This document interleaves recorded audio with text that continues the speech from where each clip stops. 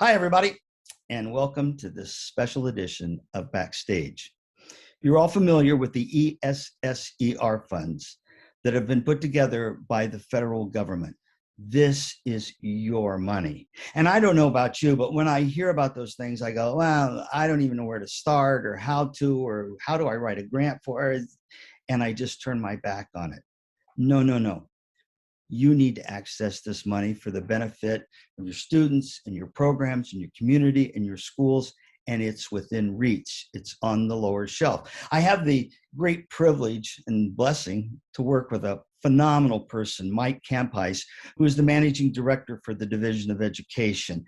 And Mike has taken all of this information and synthesized it so even I can understand it. So rather than send you a bunch of verbiage, we're going to get Mike here in front of us to talk us through it, to hold our hands, to make sure that everybody can have access to this money. So would you please help me welcome my favorite colleague and my best friend, Mike Kamphuis. Mike, talk to us, my friend. Thanks for having me. Yeah, it's been an interesting journey since last March when COVID-19 hit. The federal government really stepped in a big way with the Elementary and Secondary School Emergency Relief Fund. Many of us are familiar with the CARES Act that occurred last April, and then there was the second step of that happened in November, and then the American Rescue Plan that President Biden just passed about a month ago, with billions of dollars on the table in regards to education. And to your point, a lot of schools come to us saying, what does that mean for us? Is that something we can take advantage of? The answer is absolutely you can. And the goal that we have is to help get the message out to all the schools across the country that this funding can be used to help make music education accessible for students, help folks get back to in-person education, and do a lot of different things in regards to supporting music education. And just go ahead, Tim. Sorry. No, we hear about this and we get excited about it. And when you say billions of dollars, all kinds of magic goes off in your mind. What steps do I need to take? What are the action steps that I, as a band choir orchestra director, really need to do to step forward to find the pathway to this revenue? Yeah, so first off, the biggest thing is you have to do a needs assessment. What are the true needs of my program? Because to go ask for funding, you have to have a good feel of what's going on with your program currently. And that can be anything from what do I need to get back to in-person instruction this fall? There's 15 different statutes that fall into the funding, and we're going to share a lot of this information with everyone as we send this video out to everybody. But just to touch on what some of those are, as an example, PPE. We're all familiar with the masks that are needed. We have some masks that can be worn while you're playing instruments. There's sanitization of instruments. One of the biggest things that happened when the pandemic hit is students could no longer share a tuba or a euphonium or a French horn in schools. You may have 3 or 4 students playing the same instrument. In COVID, that can't be done. And this actually helps with that. So schools can purchase multiple instruments to be able to have students play their own tuba, and this money can be used towards that. In fact, Con Summer put together a stimulus program last year to help that as well, and we gave away about $1.1 million to about 300 schools and districts, supported by 100 school music dealers across the country to help with that. And we're doing the same this year as well to help supplement this ESSER funding that's out there. Technology. In addition, a big thing that came out of one of the latest pieces of information is that it'll also pay for music educators where enrollment numbers have dropped due to COVID-19. So to keep folks working as they build their programs back so they don't get cut, let's keep music educators in the schools through the ESSER funding. And important to note that now is the time to ask for the funding through the end of this year, but the money can be used through September of 2014. So it's not just everything's going now, but it can be very thoughtful and a good plan to be able to help with the funding for at least the next few years.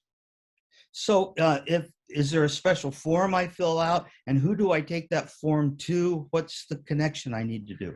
Yeah, so after you've done your assessment of your needs of your program, the key is to find out who is that federal program manager, who is in your district that is connected to the funding. The funding from the federal government level, just to give you a feel of the magnitude of this, the latest passage of ESSER 3 was $126 billion. And they used the Title I formula to basically push all that money down to the states and then down to the districts. The key thing to note is that the Title I formula, although that's being used, it's not the restrictions that are being placed on it as if you were using Title I money. So that being said, this money is being pushed down to the districts. There is somebody within your district that knows where this money is and where it's going to go, and they need to hear from you. They need to hear your plan, and you need to find out who that person is. Larger districts typically have a federal programs manager. Smaller districts, it could be your building principal that has their hands on it. So it just depends on the size of program that you're in, but there is somebody that is connected to this funding that's coming in. So the key is to find out who that person is and get in front of them what your needs are as soon as possible. Mike, where do I even start to find that person? Do I go to my principal? Do I go to my superintendent? Where go? Help.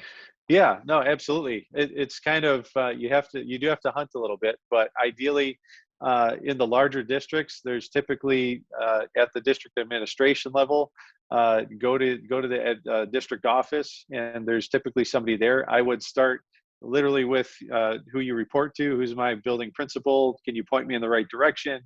And they'll typically know and point you to the right place. And the key is just keep going up the chain of command until you reach where that person is that is the keeper of all your federal program funding for your situation. So persistence alone is our answer. Yeah. And there's not, I would say, a cookie cutter, way to find the person. It really does take a little bit of investigating if you're not familiar with who that person is. But they are there within your district. So if I don't get to that person, I'm out of the game. That's the key, right? That opens the door. Yeah, I would be shocked if you work in a situation, any music educator, where somebody doesn't know where that money's going. And the key is to find out who that conduit is for it. Absolutely. So in making out my list of stuff, the deck of materials that you're going to send along with this video will explain that what qualifies within those parameters. With the information we'll be sending out, Tim, two key important things to note out of the 15 statutes. There are two that relate directly to instrumental music education, and it's number 4 and number 7.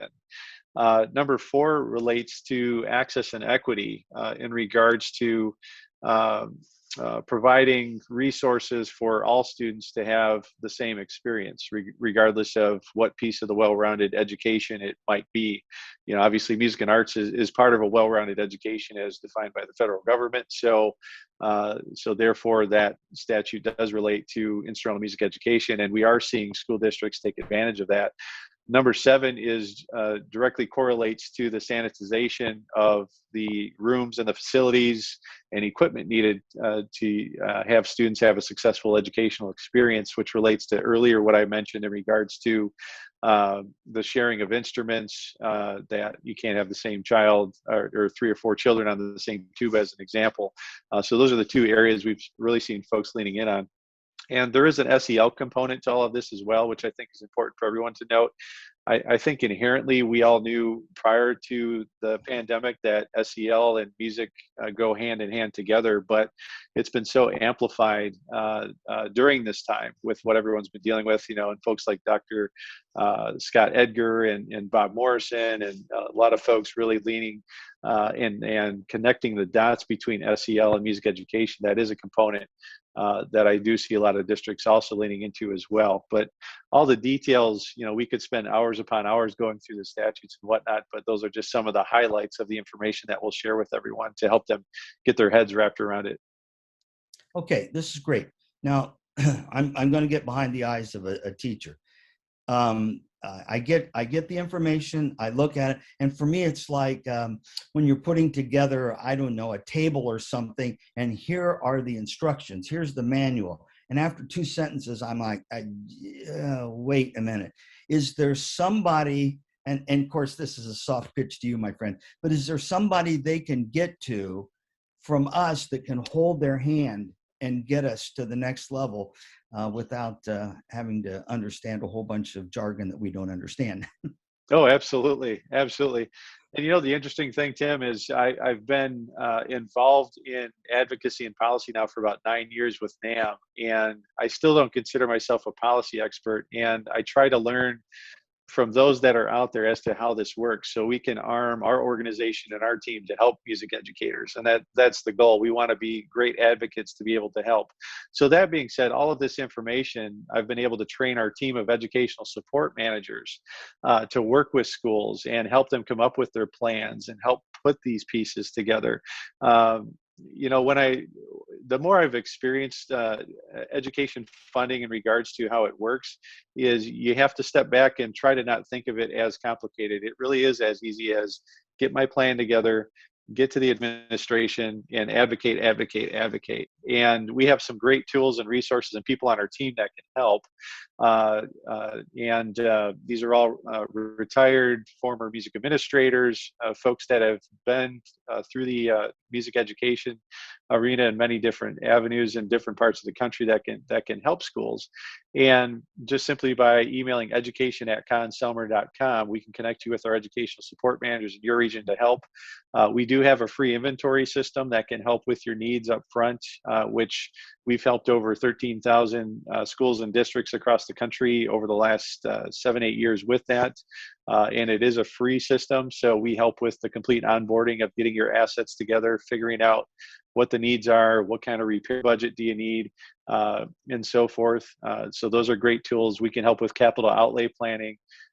There's financing options. There's different things that you can look at with the money, and so forth. But know you have a red phone, with our educational team and our support managers to be able to help accordingly.